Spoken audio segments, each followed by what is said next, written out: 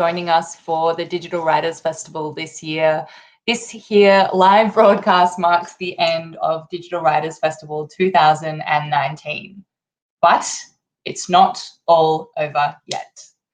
As you may know already, we run the Emerging Writers Festival every year, as well as the Digital Writers Festival. And so as the Digital Writers Festival closes today, we are starting to think already about 2020 and gearing up for next year. So I've got some information for you about the application process. We do an open artist call out every year. And yeah, hopefully it'll really help you put together a great application and get you thinking about what you might want to do with the festival next year. While I'm streaming as well, you can ask me questions via the comment section on this video. I will open up Twitter just in case you're on there as well, but the comments is going to be the most likely way that I'll be able to see your comments as we're streaming. So I'll just pull up Twitter as well. Here we go. And on hashtag DWF19. So yeah, I'll keep that up and check it intermittently, but the comments will definitely be the best way to get through to me. And as you see my lovely screen description down there, I'm Izzy Roberts-Orr, the Artistic Director of the Emerging Writers Festival. Great, without further ado, let us get started.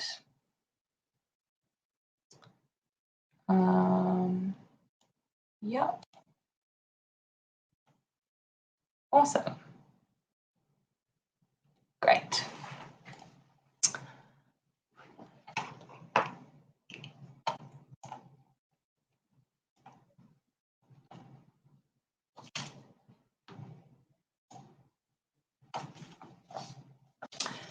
So, this is just a beautiful photo of some wonderful past artists from the Emerging Writers Festival, Hannah Donnelly, Nayuka Gori, and Alison Whitaker, who we love, and we're so proud to see them kicking goals always in the world.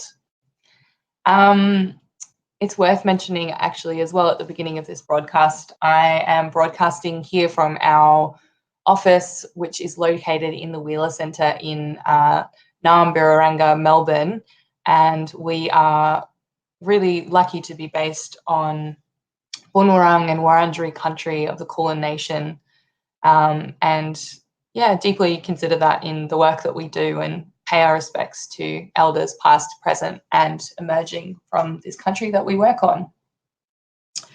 I mentioned that I'm Izzy, on top of being the Artistic Director and co-CEO of the Emerging Writers Festival here and running the Digital Writers Festival as part of that. My own practice is around podcast production and sound stuff. I write a lot of poetry. I sometimes write plays, and I also love broadcasting on the community radio. Now, at the moment, I'm particularly excited by the possibilities of digital storytelling. I suppose you can see that that's partly because we've just had the Digital Writers Festival occurring over these past 5 days. I'm really excited by weird art tech things and yeah, what you can do with that. So that's what I'm thinking about in my personal practice at the moment. I mention this because I think it makes a real difference to know that the people behind the festival, for yourself, who obviously if you're thinking about applying to the festival, you have a creative practice of your own, but to know that we are also artists in our own rights, that I think I can confidently say that every member of our team has their own creative practice as well, and to foreground that, because it is something that greatly informs the curation of the festival and yeah, the approach that we take. I'm always thinking about it from the perspective of a maker as well as a programmer, and you know, there's a vulnerability that comes with making things and putting things out into the world, and really understand what that feels like. And I think one of the hardest parts of this job is that we can't place everyone, and you know, there's selection that happens in the process of curation. But yeah, we really do understand. I've been on the other end of equally, you know,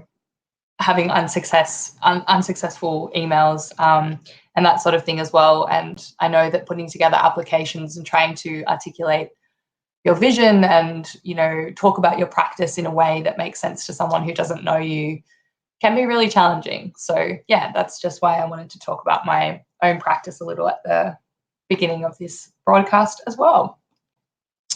So I love this tagline. You probably can't quite see behind me, but we have up around our office all of these posters from past EWFs dating back to the 2007 festival. And this tagline, I believe, was around the time that Lisa Dempster was our director, the festival for writers, and it is italicized there.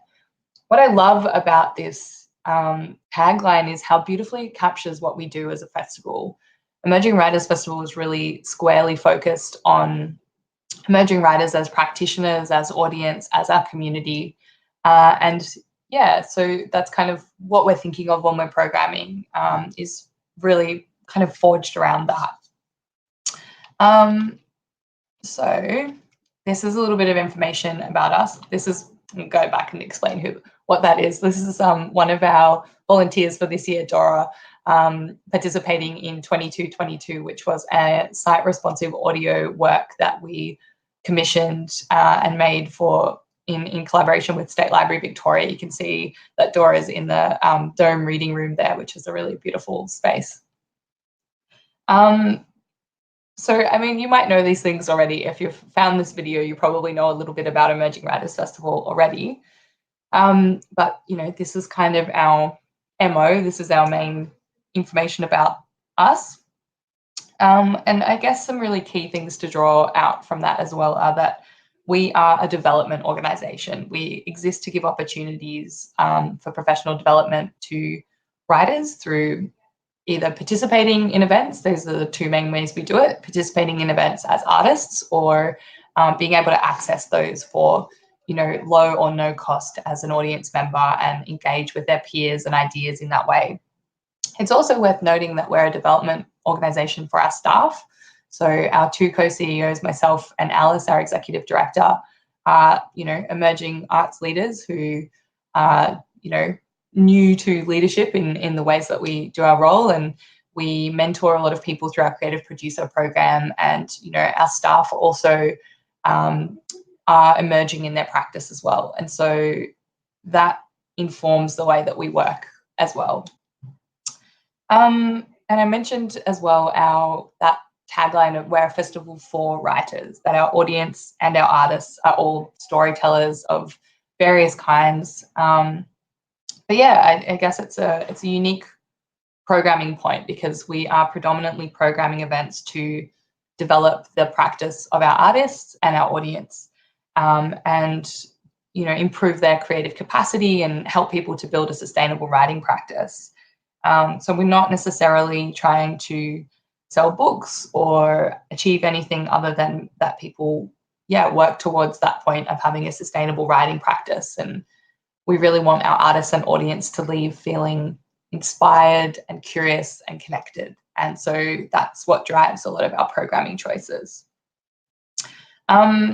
Something that's really important to me in the way the festival works, we're a pop-up community, right? There's an ephemeral nature to a festival in that it occurs for 11 days over winter.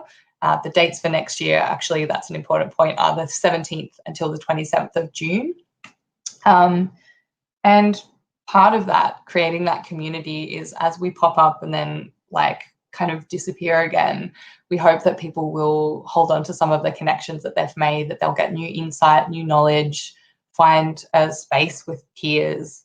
And part of that is cultivating a community that is inclusive, critical, rigorous, and engaged. And importantly, that involves introspection. It involves constantly reassessing how you're relating to each other, taking on feedback from others, making sure that, you make space for people who have different experiences or knowledge or access to you to have the room to ask questions and learn from each other. And there's a kind of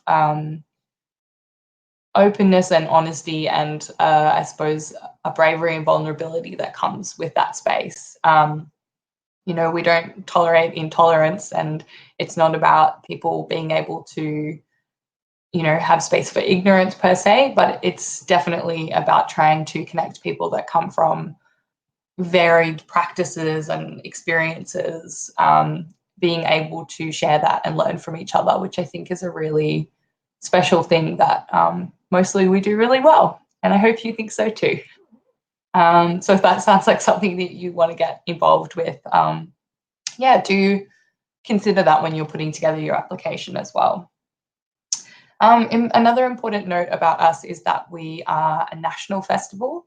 And so we do have some travel budget, which we, you know, are very careful about how we kind of use it, because it's not a lot of money, but we try and spread it around and ensure that we're not only bringing artists from, you know, the same sister city or something like that.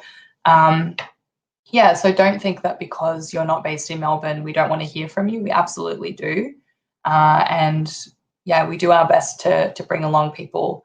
One thing I suppose I would note with artists from Interstate that it might be helpful as you're thinking about your application, is that with the way that we program artists from Interstate, we tend to try and program people in 2 events, and I like to try and make sure that they're events that are different to each other. So it might be that we program someone from Darwin and we would like to see them in like a panel or discussion type event, something that's craft or ethics focused or about the business of writing that might fit into the National Writers Conference, and then also a performance event so that they have a chance to showcase both their work and their ideas, and you're connecting with peers in sort of different settings, if that makes sense. And we do tend to bring in interstate artists predominantly on the festival, because that's when the National Writers Conference is occurring. Obviously, National Writers Conference, you know, we want to have as many representatives as we can from across the continent. And so in thinking about that, if you're pitching your application from Interstate, do go and specifically have a look at the kinds of things that we program in the National Writers Conference and think about how your pitch might be able to respond to that. Because if we can put you on that weekend and have you, you know, say speak on a panel at the National Writers Conference, which also then means you get a free ticket to go and see all of the other sessions at the National Writers Conference. You know, you might also go and perform at an evening event on the Saturday night, let's say. And it also means that you can come over for our artist party, which happens on the Friday night. So that would be kind of, with our limited budget and resources, what sorts of things we're looking for in interstate artist applications. Do feel free to send us an email if that's at all confusing, but hopefully that gives you some insight into how we make those decisions. It's not just, you know, which artists from interstate are absolutely our most exciting, we're thrilled that they applied, but also how do we fit them into kind of multiple events in order to ensure that they have the best possible experience as they come over, because we can generally only bring people from interstate once as well with our limited resources. Next up, this is Soretti. Which one was this at? I think it must have been Songs and Stories back maybe in 2017. So a question I get asked all the time is, what does it mean to be emerging? Importantly, I will say it doesn't necessarily mean young.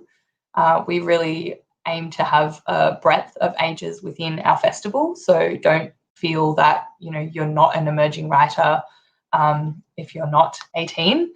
That being said, if you're 18, we still totally want to hear from you. Of course, there often is quite a bit of crossover between young and emerging, but yeah, they are different things. So we acknowledge that.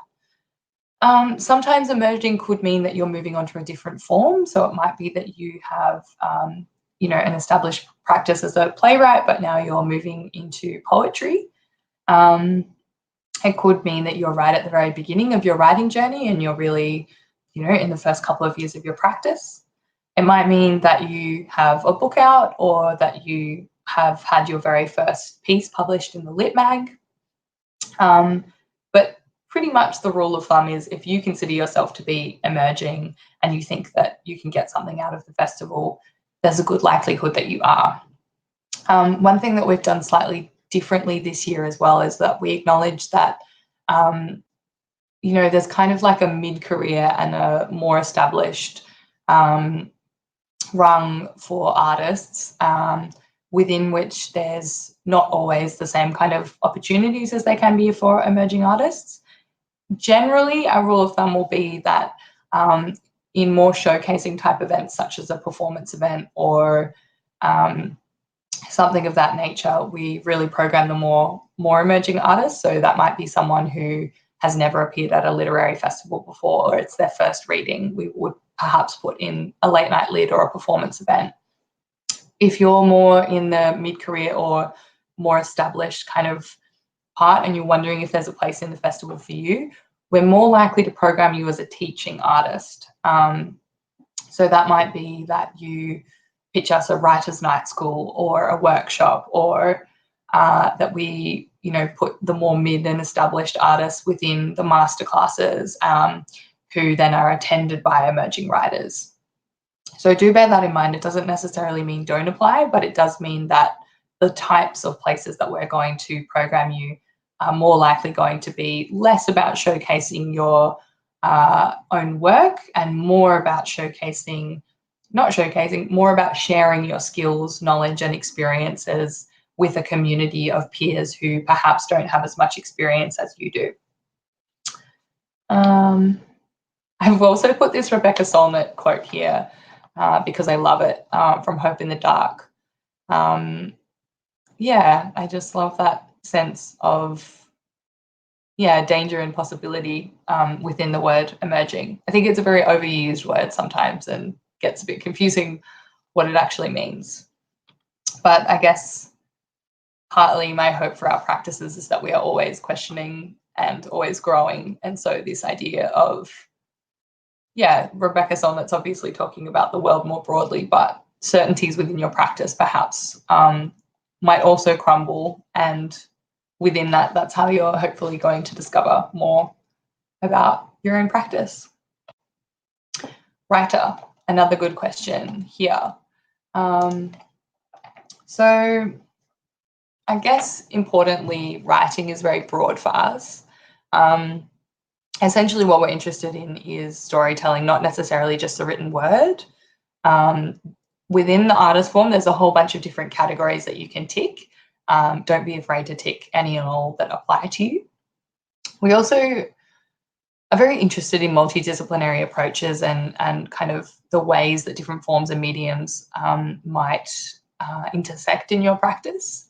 That's definitely a very clear personal thread for me. As you saw at the beginning, I talked about being a poet, a podcaster, and something that I think is really interesting is always to ask with form, if you work in multiple forms, which form is this story for, and why now? So if you're asking yourself that question, put it in your application and we'll be interested to hear about it. Audio and visual forms definitely fall into this category for us. So comic artists, filmmakers, game designers, podcasters, photographers, and more are all welcome, as long as your work in some way encompasses storytelling. And equally, if you work in one form or are specifically interested in the written word, that is totally okay too, and we're still very interested to hear from you. Fiction and non-fiction will always have a place in the festival, and so will, book publishing and perhaps, I was going to say more traditional forms of storytelling, but I don't think publishing is necessarily traditional. So I suppose what you first might think of when we say writer, that's absolutely core to what we do and always will be as well. Okay. I just put this one in from Teju Cole as well because I love it. Thinking about what writers do. Writing is writing, writing is writing, and writing on the best days, all three. I really think that's encompasses a lot. Right, so the call out. I think something worth noting are some of the numbers. So we're committed to at least 25% of our programmed events coming from this open call out. Normally we program around 300 artists or so. So I'm just going to pull up my I should be able to do this in my brain, shouldn't I? There we go. So yeah, on average, that's about 75 spots. I think I did the, oh, there we go. It was actually different. So in last year, the total number of artists programmed was around 270. So that was about 65 spots for artists coming from the open call out. And to give you a ballpark figure, we had something like 360 applications last year. So there's kind of like maybe like a 1 in 5, 1 in 6 chance of your application being successful. And I guess thinking about that, by watching this stream, you're already taking a great step towards standing out within that pool of applications. Certainly, I can tell you straight away that, we read the applications multiple times over. Often I meet people and I am like, oh, hi, I know that name. Why do I know it? Oh, can actually remember reading their artist application and looking at the work that they submitted. We spend a lot of time looking at the artist call out applications, and, multiple people within our team assess these applications. We have a program advisory committee who helps us to look through them to make sure that we're, really being mindful of who we're selecting from that call out. So it is worth taking a bit of time on and kind of thinking about what you're trying to achieve with your application. Yeah, I guess one of the first things that I would encourage people to do in order to stand out is do a bit of research. So, I mean, of course, that goes for all application processes, not just our festival. But if you've never heard of the festival, you're not familiar yet, you haven't engaged with us much before, or like read our newsletters or been involved with the digital festival, go and have a look through the program from this year. And yeah, have a look through what kinds of artists we programmed and think about whether there are artists who have any similarities to your practice and like where we've put them, or if they're more, they're maybe at a similar point in their practice where they've, had a similar amount of things published, or they're kind of thinking about similar themes, and, where have we placed them? Of course, the program changes every year, so you can't, maybe don't pitch us the same panel that someone who you're like, oh, their work is kind of like mine. Don't pitch us that exact same panel, because the likelihood is we won't be programming that exact same panel the following year, because, we're trying to do something new for our audience. But what you might see is that, the framing that we've put around that artist's ideas is something that you can learn from. The example that I've got down here is that, the same way that if you don't read a literary mag, why are you submitting to be published there? Engaging with the festival, being part of the community is going to be the thing that will help you be successful with your application as well. And much the same as I would question, why you submit to a literary mag if you aren't reading it. Like, what is it that makes you feel like you want to be published there if it's not that, there's something that you've gained from that as an audience member? Think about why it is that you want to engage with the festival. Is it, just to talk and to be on the kind of expressing end of the spectrum, or is it also to hear from other artists and to have that engagement with your peers and get some feedback and be in a space where you learn something from that experience? I really do look at what I think people are going to get out of the festival. So when someone's clearly articulated, I want specifically more experience in moderating panels because that's not something that I feel super confident doing, I'm going to be like, great, you've really articulated a goal. You've got, a career trajectory that is linked to your, individual practice, but is also something where you've considered how that interacts with a broader community of makers. Excellent. So in short, some of the things that we're looking for, whilst I mentioned earlier that our programming shifts yearly in terms of the content and themes, there are going to be opportunities to perform, to speak on panels, run workshops, contribute to the festival exhibition. There's going to be a lot more digital events and projects again next year. And there's also going to be opportunities again to produce event ideas of your own.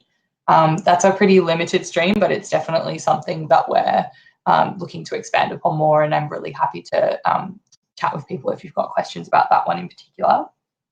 The National Writers Conference is back again. I think maybe sometimes folks don't realise, but the National Writers Conference is a really significant part of our programming. If you think about the number of artists that are speaking across 2 days that have 3 simultaneous rooms running for like an entire weekend, I think it's something like, it's maybe like 30 sessions a day or something like that. So it's a pretty large chunk of the program as a whole. So yeah, definitely don't discount that. Think about it as a space that you might want to engage with. And as well, what I mentioned before with interstate artists, that being a really strong part of where we program people. We'll also have our masterclasses, writers' night schools, the early word, lunchtime lits, and late night lits, and performance events every year. Something that we did last year, which we are hoping to do again next year, was EWFX. And really that was about trying to provide space within the program grid of the festival for collectives and artists who have their own kind of curation and production practice. And that was really successful. We had a really fantastic time with that. So yeah, don't also think that, like, whilst we run a curated festival, we also want to create space for people to do their own thing and support that with the resources, audiences, and so on that we have. Cool. So how to actually do the application. I'll just run through, like, it's all laid out there and that it should be fairly straightforward, but just some tips, I suppose. When we say tell us about your practice, what we mean by that, like, be specific where you can. What is it about your practice that is different is sometimes a good way to think about it. Bearing in mind that, you know, when I'm reading 360 applications at once, if all of those 360 applications just say that, you know, you work in crime fiction and there's, you know, not any particular themes or anything that I can kind of hold on to within that, it's not always going to be easy to think about where to place you. You know yourself best, so tell us what your strengths are, but also consider telling us what it is that you want to work on. As I have mentioned a few times throughout this, the vulnerability required in putting an application out and, you know, putting yourself forward for something like this is something that we do understand as a team, and we don't want to know just why you're amazing and excellent and can do everything. We also want to see the points where you're, like, introspecting and critically reflecting at what you want to do better and how the festival can help you with that, because the festival is here to help you develop your practice. So yeah, that's something that's worth considering. Also recognize that we're not omniscient, and even if we have a handle on who you are and what you do, we can't know everything. It is a common mistake that folks make, that they are like, you know me, and they put in an application that is like 5-word answers to all of the questions. Those ones do not stand out and often are not successful. I'll say often, I'm going to say 99% of the time are not successful. And that's just because, yeah, it's hard to place someone who hasn't kind of considered the prompts and made an effort to think about how they'll fit into the program, when there are so many other folks who've really taken the time to say, I'm excited by this and this is how I think I can contribute. Yeah, and tell us about things that you've made recently as well, that you're excited by, or things that you haven't done yet but you want to do.